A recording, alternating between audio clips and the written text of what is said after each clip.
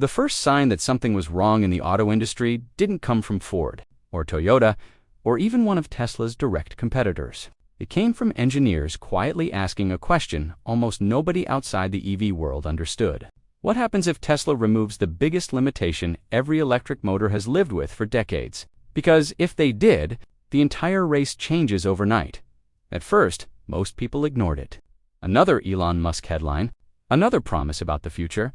The internet had seen this pattern before. Big announcement, big reactions, big predictions. But this time felt different. Not because Tesla revealed a new car, but because they revealed something much more dangerous, a motor design that engineers inside the industry immediately recognized as a serious problem for everyone else. And the strange part? To regular people, the change sounded almost boring. A carbon-wrapped rotor. That was it. Not a flying car. Not some sci-fi battery from another planet. Just a different way to build the center of an electric motor. But hidden inside that tiny detail was a possibility that terrified competitors. Because if Tesla's approach worked at scale, it wouldn't just make EVs faster. It could make rival designs obsolete. And this is where the story starts to get uncomfortable. For years, every electric car company had been fighting the same invisible wall. Speed creates heat. Heat creates stress. And stress destroys motors. It didn't matter how much money companies spent or how advanced their software looked. At extremely high RPMs, traditional motor components begin to struggle under pressure. Metal expands. Efficiency drops. Parts wear faster. Engineers have spent years trying to manage the problem instead of solving it. Most EV makers simply accepted the limit. Tesla didn't. Somewhere inside Tesla's engineering teams, the company became obsessed with a different question. Instead of asking how to cool motors better, what if the motor itself could survive pressures other designs couldn't? That question eventually led to carbon fiber.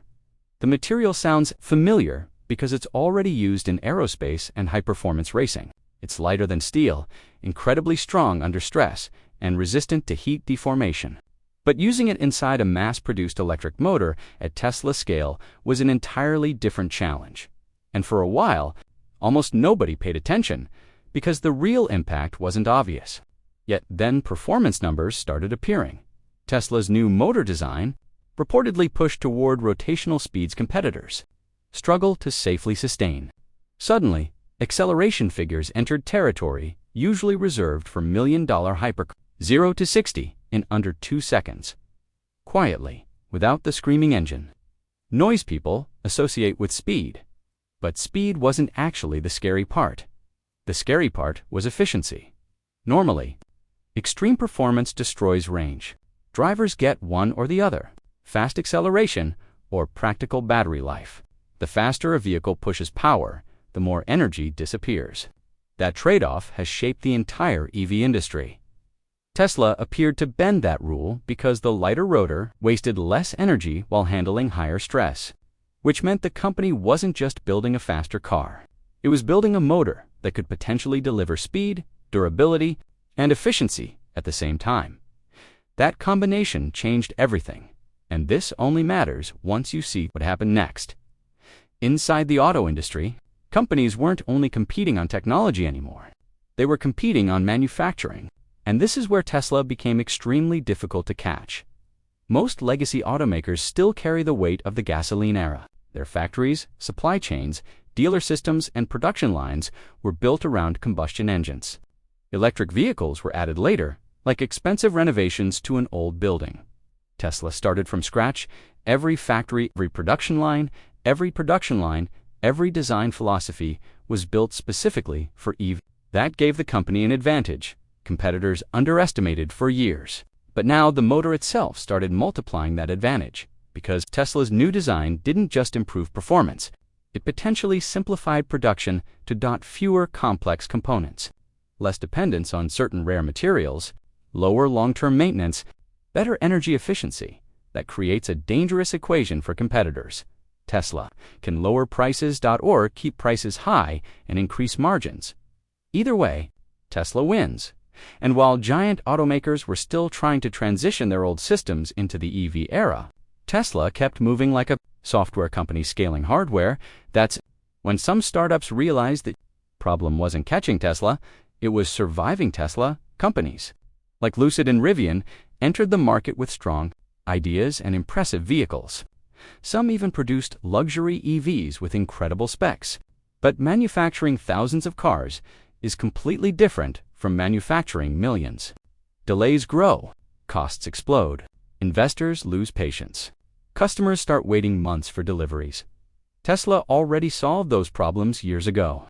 Its gigafactories became machines designed for one purpose: scale at terrifying speed. And then China entered the picture.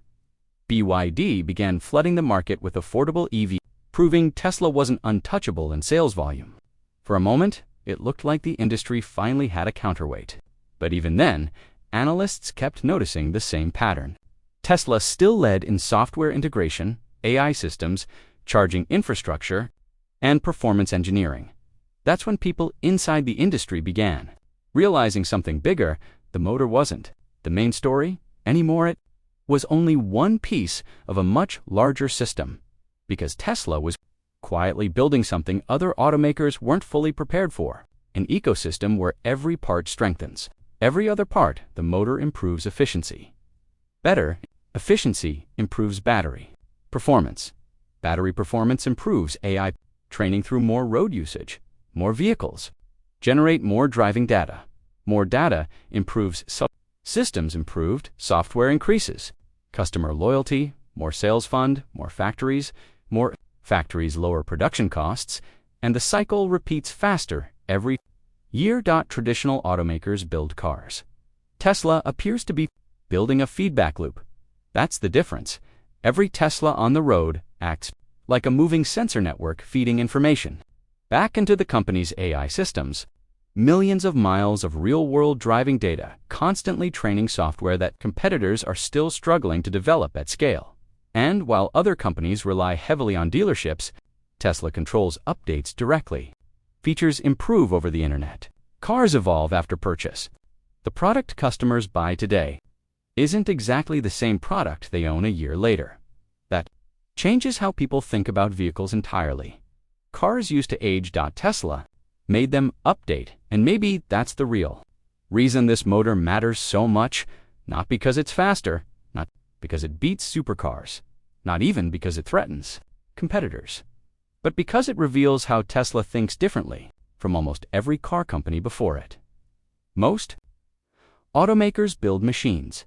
Tesla builds systems that improve themselves, and if that's true, then the real question isn't whether Tesla wins the EV race. The real question is whether the companies competing against Tesla are still running the old race, while Tesla already moved on to a completely different game.